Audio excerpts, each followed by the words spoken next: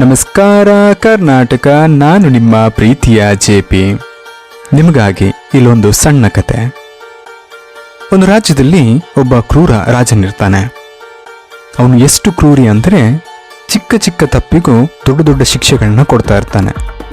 ಕೆಲವು ಸಲ ತಪ್ಪೇ ಮಾಡಬೇಕು ಅಂತ ಏನಿಲ್ಲ, ಆತನಿಗೆ ಕೋಪ ಬಂದರೆ ಜನರನ್ನ ಜೈಲಿಗೆ ಹಾಕಿ ಅನ್ನ ನೀರು ಕೊಡದೆ ನರಳಿ ಸಾಯೋ ಹಾಗೆ ಮಾಡ್ತಿದ್ದ, ಅಥವಾ ಸೈನಿಕರಿಂದ ಕೊಲ್ಲಿಸ್ತಾ ಇದ್ದ. ಅವನ ಕ್ರೂರತೆ ನೋಡಿ ಹೆಂಗಸರು, ಮಕ್ಕಳು ಬಿಡಿ ಗಂಡಸರು ಸಹ ಹೆದರಿ ನಡುತ್ತಾ ಇದ್ರು.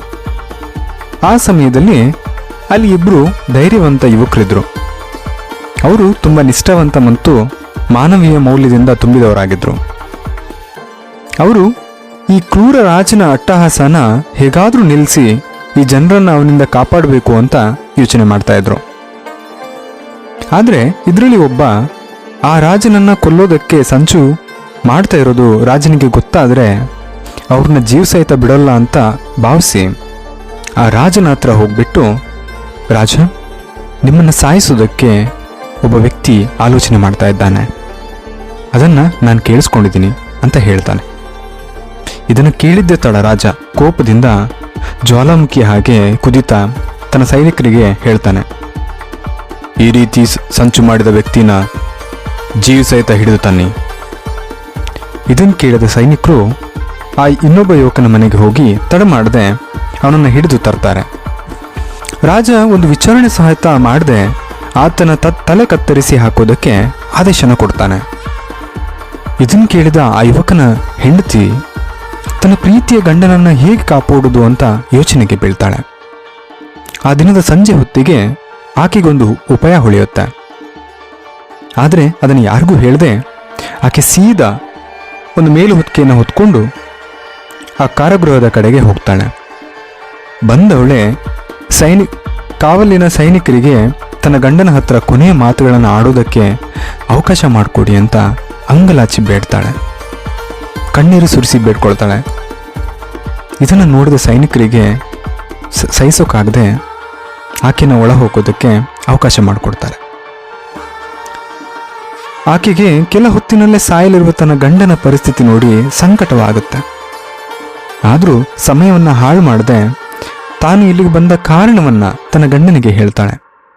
ಹೇಗಾದ್ರೂ ಮಾಡಿ ತನ್ನ ಗಂಡನನ್ನ ಬದುಕಿಸ್ಬೇಕು ಅಂತ ಆಕೆ ತನ್ನ ಮೇಲು ಹೊದಿಕೆಯನ್ನ ತನ್ನ ಗಂಡನಿಗೆ ಕೊಡುತ್ತಾ ಹೇಳ್ತಾಳೆ, ಈ ಕ್ಷಣನೇ ಇದನ್ನು ತಗೊಂಡು ಈ ರಾಜನ ರಾಜ್ಯದಿಂದ ದೂರ ಹೋಗಿ, ನಾನು ಸಾಧ್ಯ ಆದರೆ ನನ್ನ ಜೀವನ ಕಾಪಾಡಿಕೊಂಡು ಬರ್ತೇನೆ ಅಂತ ಹೇಳಿ ಎಲ್ಲ ಉಪಾಯವನ್ನ ಗಂಡನಿಗೆ ತಿಳಿಸ್ತಾಳೆ.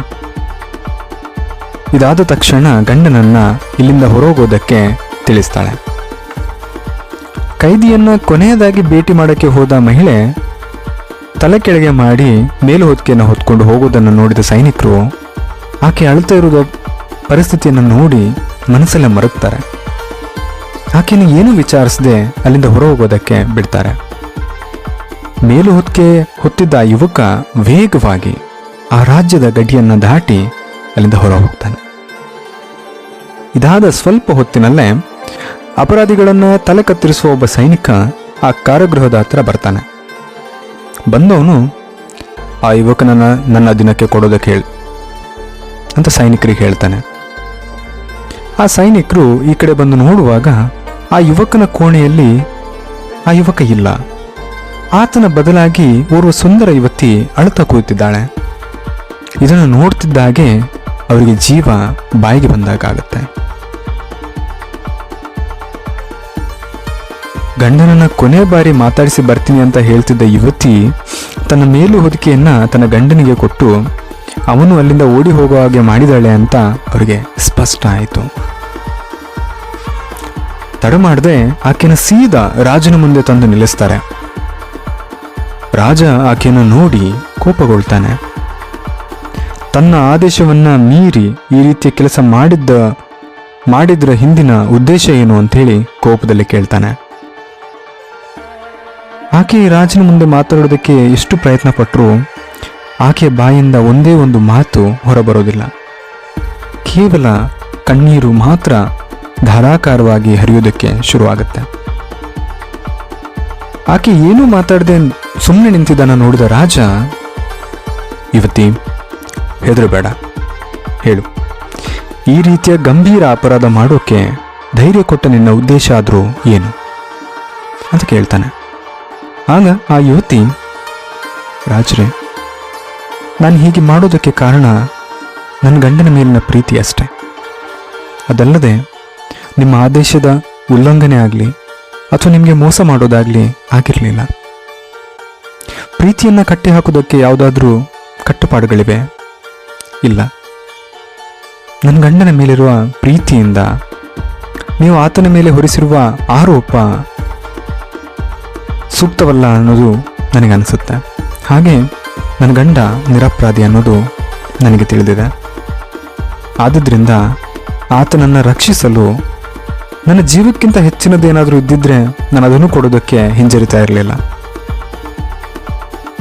ಈ ನನ್ನ ಕಣ್ಣೀರು ನಿಮ್ಮ ಕ್ರೂರ ಹೃದಯವನ್ನು ಬದಲಾಯಿಸ್ತಿದ್ರೆ ನನ್ನನ್ನು ನನ್ನ ಗಂಡನ ಬದಲಾಗಿ ಕೊಲ್ಲಿಸಲು ಆದೇಶವನ್ನು ನೀಡಿ, ನಾನು ತಯಾರಾಗಿದ್ದೇನೆ ಅಂತ ಬಿಕ್ಕಿ ಬಿಕ್ಕಿ ಅಳೋದಕ್ಕೆ ಶುರು ಮಾಡಿ ತಲೆಯನ್ನು ತಗ್ಗಿಸಿ ನಿಲ್ತಾಳೆ. ಇದನ್ನು ಕೇಳಿದ ರಾಜ ದಂಗಾಗಿ ಹೋಗ್ತಾನೆ.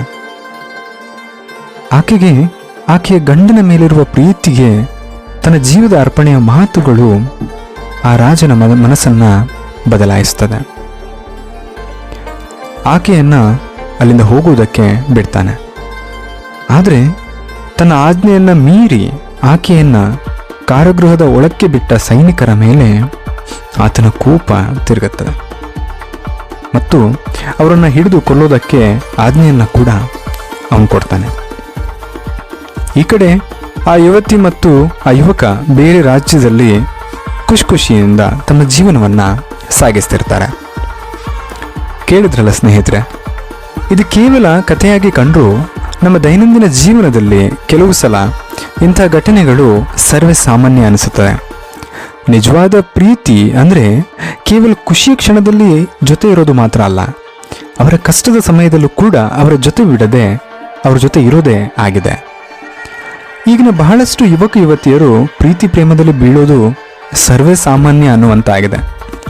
ಆದರೆ ಎಲ್ರಿಗೂ ಈ ವಿಚಾರ ತಿಳಿದಿರಬೇಕು ಮತ್ತು ಅದನ್ನು ಪಾಲಿಸುವ ಧೈರ್ಯವಿದ್ದಾಗ ಮಾತ್ರ ಆ ಪ್ರೀತಿಗೆ ಒಂದು ಮಹತ್ವ ಅಥವಾ ಒಂದು ಬೆಲೆ ಇರುತ್ತೆ.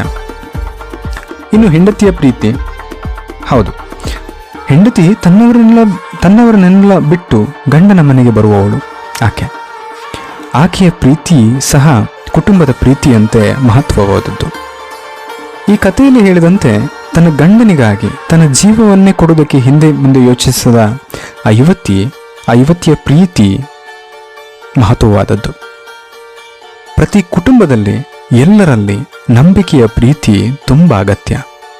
ಆದ್ದರಿಂದ ಸ್ನೇಹಿತರೆ, ನಿಮ್ಮ ಪ್ರೀತಿ ಮಹತ್ವಪೂರ್ಣ ಮತ್ತು ಅರ್ಥಪೂರ್ಣ ಆಗಬೇಕಾದ್ರೆ ಪ್ರೀತಿ ಮಾಡಿದ ಮೇಲೆ ಅದನ್ನು ಕೊನೆಯವರೆಗೆ ನಿಭಾಯಿಸಿ. ಅದು ಕಷ್ಟನೇ ಇರಲಿ ಅಥವಾ ಸುಖನೇ ಇರಲಿ, ಎಲ್ಲದರಲ್ಲೂ ಅವರ ಜೊತೆಯನ್ನು ಬಿಡದೆ ಅವ್ರ ಜೊತೆ ಇರುವಂಥದ್ದೇ ಆಗಿದೆ. ಇರುವಷ್ಟು ದಿನ ಖುಷಿಯಿಂದ ಇರಿ, ಹಾಗೆ ಆ ಖುಷಿನ ಎಲ್ರಿಗೂ ಹಂಚಿ ಅಂತ ಹೇಳ್ತಾ ಈ ಮಾತನ್ನ ಇಲ್ಲಿಗೆ ನಿಲ್ಲಿಸ್ತಾ ಇದ್ದೀನಿ. ಇಂತಿ ನಿಮ್ಮ ಪ್ರೀತಿಯ JP.